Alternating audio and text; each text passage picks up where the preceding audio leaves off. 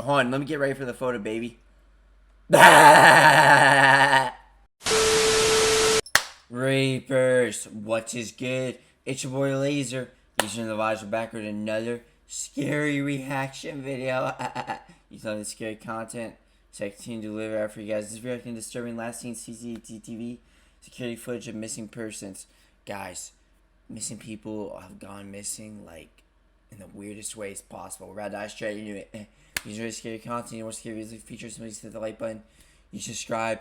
And turn notifications on. It takes less than a second to stream every night at Twitch. Check out the streams.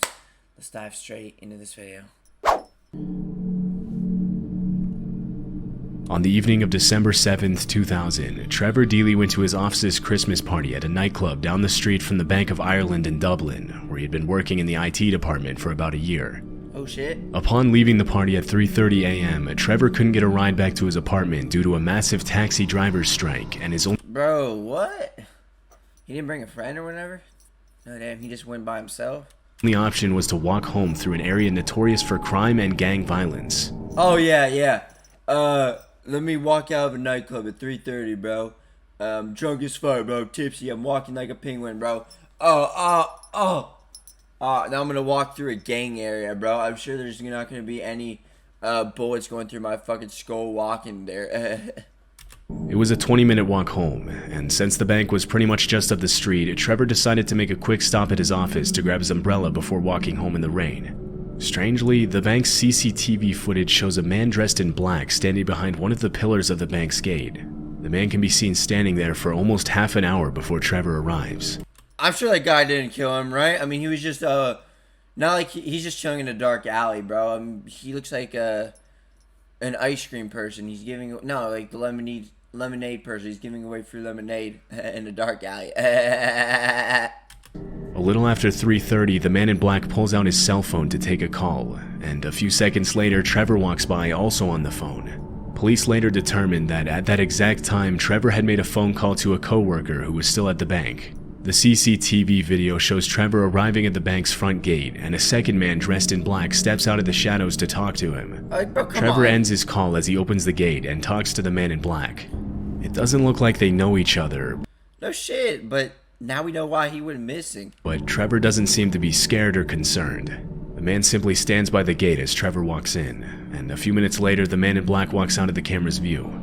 Trevor's coworker reported that he and Trevor shared a cup of tea that night and talked about the party for a while, and that Trevor had also logged onto his work computer for a couple of minutes just before he left the bank at about 4 a.m. That's eerie The as fuck. CCTV footage shows Trevor stepping out onto the street and opening his umbrella before walking home. He didn't appear to be followed, and a few minutes later at about 4:06 a.m., he made a call to a friend to let him know that everything was alright and that he was on his way home. That's eerie But as since his fuck. friend was still asleep, he left a voicemail. That voicemail would be the last time that anyone heard from Trevor Deely. At 4:14 a.m., Trevor was seen walking by an ATM on a street about 15 minutes away from his apartment. Less than 30 seconds later, a man in black appears on screen, apparently following Trevor. Bro, look at the way he's walking behind him, bro. It looks like a fucking, those NPC horror characters from like a video game, bro. That's creepy as fuck. Hell no, bro. Bro, this is why, like, I can never walk alone, like, straight, like, walk alone at night like that. Fuck that. No. 16 years later in 2016, the CCTV footage was digitally enhanced, and police determined that the man in black from the bank was the same man who later followed him. This was the last footage where Trevor was seen alive. Although he missed work on Friday, his coworkers didn't seem to find it strange, considering that many other employees were still hungover from the party and had also taken the day off. Yo, what? But after his friends and family couldn't get in touch with him over the weekend, and he didn't show up for work on Monday, he was immediately reported missing. Trevor's friends and family led the search from the beginning, and it was actually his friends and not the police who managed to get the disturbing footage from that evening. Unfortunately, they didn't have access to the footage until 4 days after his disappearance, which meant that the police had lost valuable time in the search for Trevor Deely. There may have been more CCTV footage of Trevor from that night, but at the time, CCTV cameras recorded their footage on VHS tapes, which were often recorded over with new— Bro, why does this camera actually have better quality than, like, cameras nowadays? Like, I mean, dead serious, this has better, like, frame, like, the pixels look more clear than most cameras nowadays, so, like, what the fuck? footage, erasing the previous footage in the process. Over the years, several theories about Trevor's disappearance have surfaced, but none of them have been confirmed. Some have speculated that he might have been intoxicated that night, which may have caused him to fall into the water under the bridge and drown. That's scary. But Irish police searched all nearby bodies of water, and no signs of Trevor. That reminds me of that. Y'all know that one dude that like literally it was not too long ago at the time of recording this video. There was some dude that jumped off like a cruise ship because his friends I think dared him, bro, and he was like drunk. I think he was drunk, bro. Fuck that. No, that's scary as shit.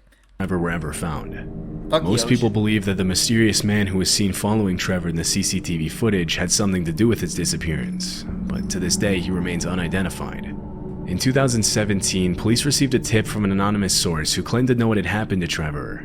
According to this source, the man who followed Trevor that night was a gang member who murdered Trevor after he refused to help him gain access to the Bank of Ireland building. What the fuck did he do, bro? The man supposedly buried him in the woods a few miles away from where Trevor was last seen. What the fuck? His op was on his ass, bro. Did he not give his op some pizza money, bro? You know, bro, after like, you know, did he not give his op some bread? He missed a deadline, bro? And then he went to a forest? That motherfucker turned into a dead corpse instantly. Oh no. In the forest, bro, I guarantee what the op did, bro. When you hear that mountain lion scream in the background like this, Wah! At the same time the mountain lion screaming, he probably shot the person in the head like this to make it seem like you couldn't hear the shot. For several weeks, 20 police officers and a search dog continued to search the site, but after 2 months of digging, the search was called off. 23 years after the incident, Trevor Deely's chilling disappearance is an open and active case. The events leading up to it, however, are still a mystery. No, that's scary as shit. On November 28, 2012, Emma Philippoff disappeared under very strange circumstances in Victoria, British Columbia. A year before her mysterious disappearance, Emma had fulfilled her lifelong dream of moving to the Canadian West from Perth, Ontario. Although she arrived in Victoria without a job or place to live, Emma quickly moved in with a friend and found work at a local cafe while she looked for her own place to live. Things seemed to be going well for Emma, but when winter came, she became much more withdrawn and started acting in strange ways. According to her roommate, it wasn't uncommon to see Emma engage in obsessive-compulsive rituals and erratic behaviors, and to she have OCD or some shit? Fall victim to what seemed to be manic episodes. Just a few months after her arrival in Victoria, Emma abruptly left her friend's apartment, quit her job at the cafe, and began living pretty much anywhere she could find. She stayed at a hotel, camped in the woods, and even slept on boats in Victoria's harbor for a while. By early 2012, Emma was living in a women's shelter in Victoria. That summer, Emma landed a seasonal job at Redfish Bluefish, a popular seafood restaurant in Victoria's inner harbor, where she seemed relatively happy. Those fucking restaurants on the fucking, like, what's it called, boardwalks like this shit, bro? Oh, fuck. That's a whole nother level of good, man. For a while. It was also around that time that Emma bought a red Mazda MPV van in hopes of permanently living on the road and traveling to different cities in the US, Mexico, and Canada. When she left her seasonal job in October, she assured her co-workers that she would be back in the spring. Unfortunately, Emma's mental health struggles kept her from reaching the freedom she longed for, and her behavior grew increasingly erratic and unpredictable. In the months before her disappearance, her friends and some of the staff at the women's shelter mentioned that she had been acting paranoid over an unnamed man she had dated back when she was a culinary school student in Perth. Oh, she never mentioned whether they had kept in touch, but... Hold on. Hey, she looks serious taking that photo. Hold on, let me get ready for the photo, baby. Oh. Jeez. This seemed to be one of the causes for her paranoid behavior. A few weeks before her disappearance, Emma had an episode where she dragged the furniture in the women's shelter across the street and later claimed that she heard voices coming from the furniture telling her to do it. Around that time, she also gave away and sold many of her personal belongings. On November 20th, Emma was seen on CCTV at the YMCA in Victoria. In this strange video, she can be seen walking in and out of the building several times in the span of 14 minutes. Some people have speculated that she might have been trying to hide from someone, while others claim she was probably waiting for a ride and didn't want to spend the entire time outside in the freezing cold while her ride arrived. That's creepy as shit. But neither of these theories were ever confirmed. 3 days after this footage was captured, Emma had a series of emotional conversations over the phone with her mother, during which Emma asked her mother to let her move back in with her in Perth. Her mother agreed, but grew concerned after Emma changed her mind several times between moving back to Perth and staying in Victoria during their conversations. That's creepy as shit. On November 28th, Emma's mother realized she was living in a woman's shelter after she dialed back a number that Emma had called from, and a staff member answered the phone. Concerned about her daughter's well-being, she immediately took a plane to Victoria. Early that same day, at around 8:30 a.m., Emma was captured on CCTV walking into a 7-Eleven and buying a prepaid card for $200. $200? Later that afternoon, she went back to the 7-Eleven to buy a prepaid cell phone, which she never activated.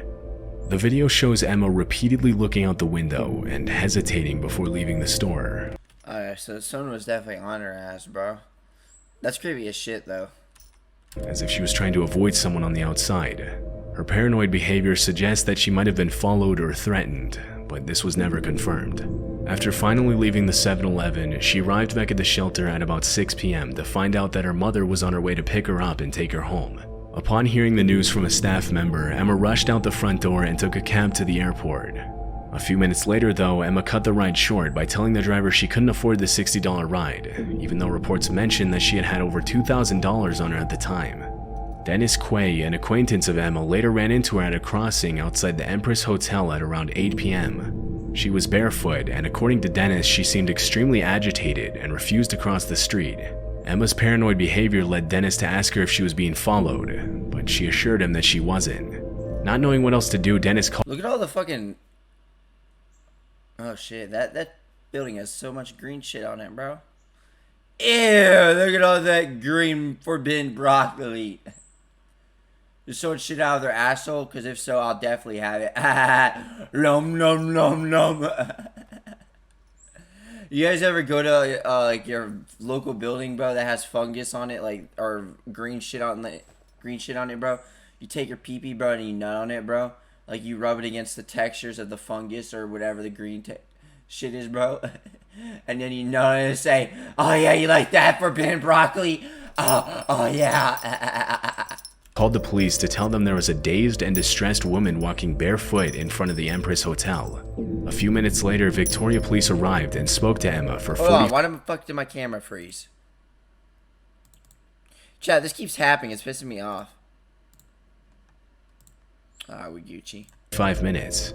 Somehow, the officers decided that she was not a threat to herself or anyone else, and they let her go. That was the last time anyone ever saw Emma. 3 hours after she was last seen, her mother arrived at the women's shelter to pick her up, but Emma was nowhere to be found. After her mother reported her missing, the search for Emma Filipoff began. The following morning, investigators found Emma's red Mazda van in the Chateau Victoria Hotel parking lot, where she had paid to get it towed 3 days before her disappearance on November 25th. Ooh. Inside the van were all of Emma's belongings, including her laptop, passports, a pillow, and clothes, indicating that she might have been planning to move back to Perth or run away. Unfortunately, this is where Emma's case went cold, except for a few mysterious tips. In 2014, a man in a green shirt walked into a convenience store in Gastown, about 75 miles north of Victoria. According to the store owner, the man ripped off a poster advertising a $25,000 reward for finding Emma, telling the owner that Emma wasn't missing. He claimed that Emma was his girlfriend and that she had been living with him and that she ran away from her family because she hated them. Yo. Although the store owner reported this to the police, the man was never identified. 4 years later in 2018, almost 6 years after Emma's disappearance, another man confirmed that he had seen her on the morning after her disappearance, claiming that— Damn, bro, she went missing for years. They never found her ass? That's scary. Up until then, he hadn't made the connection that the woman he had seen was Emma. According to the man, Emma was standing on the side of the road, barefoot and soaking wet, looking nervous and paranoid as she asked the man for a ride. She claimed she was going to visit a friend in Colwood, about 10 miles from Victoria. The man told Emma he couldn't take her that far, but he drove her a few miles and dropped her off at a nearby gas station. After that, nobody ever saw Emma again. Strangely, the identity of this friend that Emma mentioned she was going to visit is still a mystery. Although Emma's mother has searched non-stop for her daughter for several years, the cause for Emma's disappearance is still unknown. Some people speculate that she might have fallen victim to the man she mentioned she dated back in Perth, even though the police interrogated him and eventually cleared him. Another possibility is that she was kidnapped by the man in the green shirt in the footage. Due to Emma's mental state in the weeks leading up to her disappearance, other people think that her mental health struggles might have gotten the best of her. 11 years later, and police still don't know whether Emma even left the island in the first place, or if she's still out there somewhere. Oh fuck, bro. Hell no. The haunting disappearance of the Jamison family in 2009 gained public attention and media coverage after some disturbing footage of the family was found by police. In 2009, Bobby and Sherilyn Jamison lived with their 6-year-old daughter Madison in Eufaula, Oklahoma. Although they lived what appeared to Dude, how do people live in Oklahoma? You get tornadoes like non-stop. Like the fuck? be normal lives, the Jamisons' marriage was a rocky one, and police have long tried to figure out if their difficult circumstances were somehow tied to their disappearance. Around the time of their disappearance, the couple had been dealing with financial issues. Since 2003, the Jamisons had been on disability after Bobby was involved in a serious car accident that left him with severe chronic back pain. His wife Sherilyn had her own health issues. She had been diagnosed with bipolar disorder, but sometimes refused. Fuck bipolar, bro. You know, I don't have it, but when you, like, I just know that shit must be a struggle, bro. Like, you gotta deal with, there's constant emotions. Like, one day you could be turned on, bro. I mean, one second you could be turned on, horny as shit, and then the next second you could be feeling like you want to rip your pee-pee out, bro, and then eat it, bro, for dessert. You guys ever ripped your pee-pee out, bro? Put it on a plate, and then pour strawberry syrup on it, and then you put it, no, not even that, you put it inside like a pancake, bro, like a pancake mix. You melt it inside, bro, and then you have blueberry pancakes with pee-pee and red strawberry syrup on it. It tastes so good. To take her medication. In 2009, the family decided to drive up to check out a 40-acre plot of land in Red Oaks, Oklahoma, about 30 miles away from their home in Eufaula. They specifically asked to inspect the plot of land without a real estate agent present. The Jamisons had told their friends and family that they were planning on moving there to start a new life after pulling their 6-year-old daughter Madison out of kindergarten over some kind of disagreement with their daughter's school. During the week they drove up to Red Oaks, nobody heard from the family. Because they were an unusually private family that often went off the grid without contacting anybody for weeks at a time, nobody assumed that the Jamisons had disappeared. But after a pair of hunters discovered the family's truck abandoned on a dirt road at the edge of the woods 9 days after they were last seen, it was clear that something was wrong. Inside the truck, police found a GPS, cell phones, empty pill bottles, wallets, and $32,000 in cash, which was extremely strange considering the Damn, did they keep that shit? Jamisons had been struggling financially. Disturbingly, the Jamisons' dog was found alive in the truck, dehydrated and starving after spending days in the bro. Poor fucking dog. Vehicle. Police also reported that they found a chilling 11-page angry letter from Sherilyn to Bobby, in which she accused him of hating his daughter and being a loner and a hermit. What? According to a specific police report, there was a haunting sentence in the letter that read, "I would not wish my daughter to be raised in foster care because of you being in prison for attempted murder and her mother dead." At this point, it was impossible for anyone to know what had happened to the Jamisons. But immediately after it was determined that the family was missing, police started a search around the area where the truck was found. For 9 months, a search team consisting of 400 volunteers, 16 search dogs, unmanned drones, planes, horses, and a specialized search unit scoured the woods in search of the missing family. They never found them. During this time, police found unsettling footage recorded by the family's home security cameras from the day the Jamisons vanished. In the video, Bobby and Sherilyn can be seen loading their truck in preparation for the trip, but something immediately seems off about the footage. What seems The couple make over 20 trips to load the truck, sometimes putting things in the truck and then taking those same things back to the house, then back to the truck again. Okay, bro, if that isn't proof, like, right there, they clearly were taking the body. It reminds me of that one fucking case, that pussy-ass dude named Chris Wash that murdered his fucking family. What a bitch, bro. I hope that motherfucker, I think he's suffering in, like, a mental institution for the rest of his life, thank God. But, bro, in that footage, you can see him, like, going back and forth to his truck. It looks like the same thing's going on here. They probably were taking the body, going back. This right here tells you everything you need to know. So now we know how they went missing. A few times, the husband and wife even walked from the truck to the house and back again without carrying anything in their hands. Strangely, the couple changed clothes several times throughout the video. And it's hard to tell exactly with the low frame rate of the footage, but they seem to not interact with each other a single time. Yeah, this tells the you psychologist that was called in to review the footage immediately attributed the couple's bizarre trance-like movements and strange behavior to illegal drug use. Bobby had a history of drug use, but it was never confirmed whether the couple was under the influence Don't of do drugs drugs, during kids, the video. except weed. After looking deeper into the J.amisons' lives, police were only left with more questions. You're gonna do drugs, A pastor close to the family mentioned that shortly before their disappearance, Bobby had told him that there were spirits living on the roof of his house, and he had even requested that an exorcism be performed at his home multiple times. Bobby Jameson also owned a copy of the Satanic Bible, which he had been reading before his disappearance to try and find a way to make the spirits leave his house. Friends and family members have also mentioned that they believe the house was haunted, and many of them reported having paranormal experiences and feeling an overwhelmingly dark presence whenever they visited the house. Despite the validity of these claims, it is known that Sherilyn Jameson was involved in a kind of witchcraft. She frequently held seances at her house and often spoke about her supposed paranormal experiences. Sherilyn owned cats, and after they died, she suspected that her neighbors had poisoned them, so she spray painted the words, "Witches do not like it when their cats are killed," on a large metal storage container on the Jamesons' property.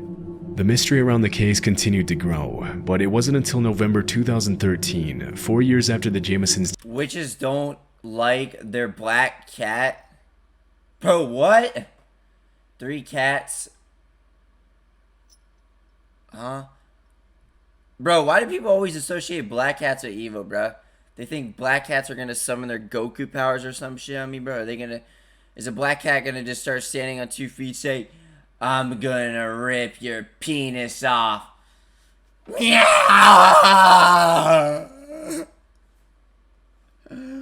What, they think black cats are gonna become like fucking, I don't know, a goddamn killer panther of all of a sudden? Like fucking, I don't know. They think black cats are gonna become Black Panther, bro? Oh, goddamn, like superhero all of a sudden, bro? Like, what the fuck? Well, I mean, that doesn't make sense. I should have said super villain. But Black Panther isn't a villain, he's a hero. So that doesn't make sense. But, like, what the fuck? Disappearance that 2 deer hunters stumbled upon the skeletal remains of 2 adults and a small child about 3 miles from where the family's truck had been found 4 years earlier. Because the bones were heavily decomposed, it wasn't until 8 months later that forensic investigators were finally able to confirm that the skeletons belonged to the Jameson family. Due to the state of the skeletal remains, the cause of death couldn't be determined. With so many disturbing events and unsettling circumstances leading to the family's disappearance, many theories about what had happened to the Jamesons began to surface. Police began by investigating Bobby Jameson's father in connection with the murders. Less than 6 months before the family's disappearance, Bobby had sued his father for $10,000 for making him work unpaid at his gas station, promising him that he'd give his son a stake in the business in the future. After his father sold the gas station and refused to pay him, Bobby started a lawsuit against his father. But things took a dark turn, and Bobby had to get a restraining order after his father threatened to kill him and his family multiple times. Yo, what? Even though Bobby's father was a known meth user and was involved in criminal activity, police concluded that he was not involved in the family's death. One popular theory is that, considering Bobby Jameson's drug use and the unexplained $32,000 found in the family's car, it's possible that the Jamesons were involved in the drug trade and were killed in a drug deal gone wrong. Yo. The area where the bodies were found in is notorious for drug activity, but no solid evidence has been found to support this theory. Police found a small hole on the back of Bobby's head, but forensic experts... They found a small a small hole in the back of his head. That's all we need to know, bro. That's all we need to know. What, they think like a fucking worm like sucked into a hole on it? Well, I mean, that could have happened, but like... Worms do be going in people when they're dead and shit. I mean, I'm sure, I know, obviously, but like... A hole in the back of his head. Clearly he was shot. That's all you need to know. Believe that it was too small to be a bullet hole, and that it was most likely caused by animals after his death. Other people have speculated that the Jamesons could have been involved in a cult. The strange symbols and cryptic writing that was found on the family's truck seemed to support this idea, and Sherilyn's own mother claimed that her daughter was on a cult's hit list for some unknown reason. Although there has been cult activity in eastern Oklahoma since the 90s, their presence has decreased over the years, and it was never confirmed whether the Jamesons had any involvement with the cult.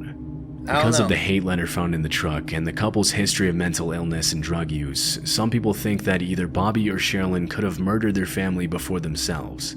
With no evidence at the scene to support any of these theories, the case has remained unsolved for 14 years. Police and investigators are still searching for new evidence, but there are currently no suspects for the disappearance and murder of the Jameson family. I don't know, man. On the evening of Wednesday, July 29, 2015, Stephen Mackrell went out with his brother and some friends to Lucky's Tavern, a popular bar in downtown Fort Lauderdale, Florida. Stephen's brother left the bar at 11 p.m. to go to work the next morning. When he noticed Stephen was intoxicated, he told his brother to go home and drive safely.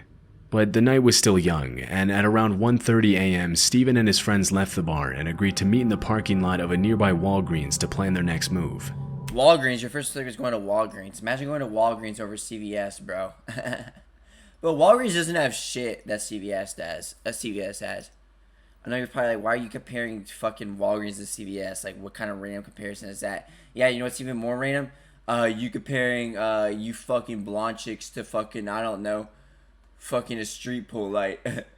Like, guys, if you guys ever went to a street pole light, you guys know back in the day how they tell you don't put your tongue on a frozen street pole light.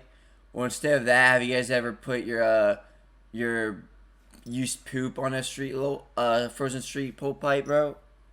Light, like you take your poop out of the toilet, bro, with your bare hands, bro. You start squishing it like pottery, bro. Squish, squish. Start rubbing it on the fucking the street fucking, I can't, the street light, and then your shit and your hands start getting frozen onto the fucking street pole light, bro. And then you start doing this, start licking it, bro. Have you guys done that? Me too. But Stephen never made it to the Walgreens, and his friends never saw him again.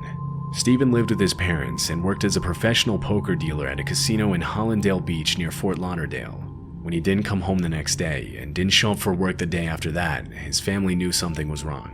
Police reported that there were several surveillance systems in the area where Stephen was last seen, but they said it might take weeks before they could gather the relevant footage. In the meantime, investigators interviewed the friends and family members who had last seen Stephen. Thinking that he might have gotten into an accident due to his intoxicated state, police conducted searches in many different lakes and ponds, but nothing important was found. The search became even more complicated when investigators learned that Stephen's phone battery had died at the bar. What? Because the phone was never turned on after that night, it was impossible for police to use the phone to locate Stephen.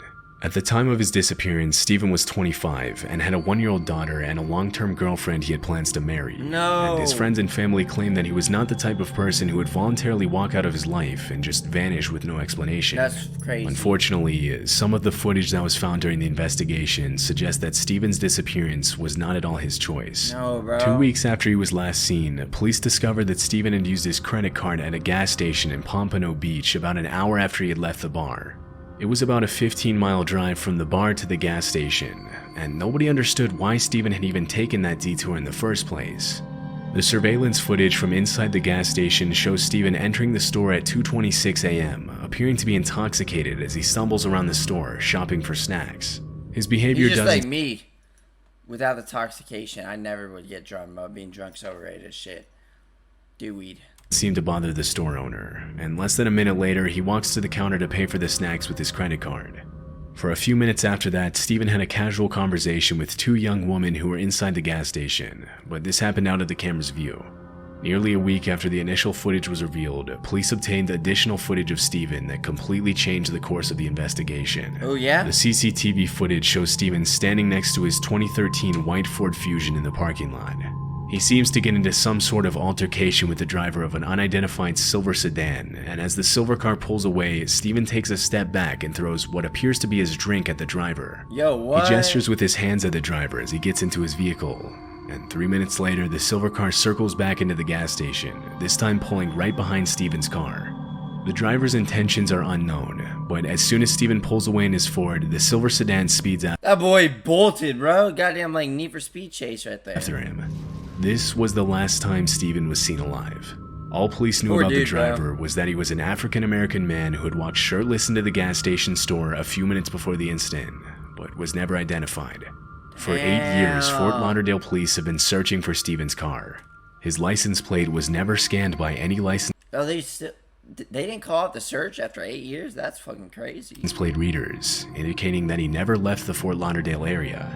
Search teams have combed through over 20 bodies of water looking for the car. They never found it? Nothing has ever been found. Damn. Disturbingly, during the searches, almost 20 other vehicles have turned up in nearby lakes, ponds, and canals, including What? stolen vehicles with bullet holes, but nothing relating to Steven's disappearance. Not even a clue. As of 2023, detectives and investigators still have no idea if Steven was involved in an accident or if he became the victim of something. Bro, I don't know why, but these kind of stories make me feel so eerie, dude. Like, the idea that they just, like, been missing for years and they still never found it, it just makes me so fucking eerie. Like, I could feel my fucking skin shaking from that shit, dude. Hell nah, that shit's scary as fuck. Something much more sinister. Damn, it's crazy. Well, guys, that's it for this video. I hope you guys enjoyed it. Guys, those videos were absolutely scary as fuck. If you guys enjoy scary content, you want to get videos like this feature, you know what to do. And I'll see you in the next one. Peace!